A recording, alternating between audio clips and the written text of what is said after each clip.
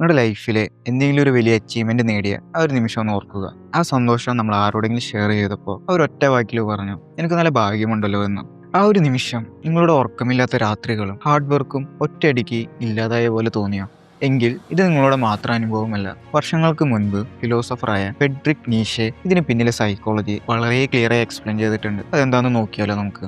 അസൂയ മിക്കപ്പോഴും അതിന്റെ റിയൽ ഫേസ് കാണിക്കാറില്ല.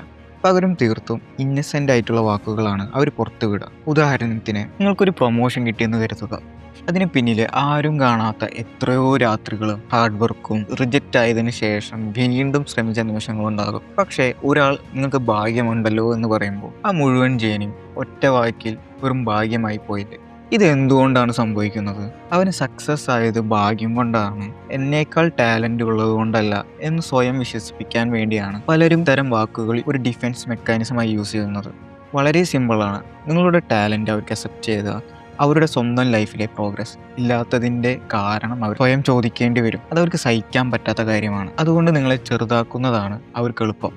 നിങ്ങൾക്കും ഇത്തരം അനുഭവം ഉണ്ടായിട്ടുണ്ടോ? താഴെ കമന്റിൽ പറയും. എത്ര പേർക്ക് പരിചയമുണ്ടോ നമുക്ക് നോക്കാം. ലൈഫിൽ എന്തെങ്കിലും നേടിയ ഏതൊരാൾക്കും നേരിടേണ്ടി വരുന്ന ഒരു റിയാലിറ്റി ആണത്. അതുകൊണ്ട് ഇത് കേട്ട് വിഷമിക്കേണ്ട കാര്യമില്ല.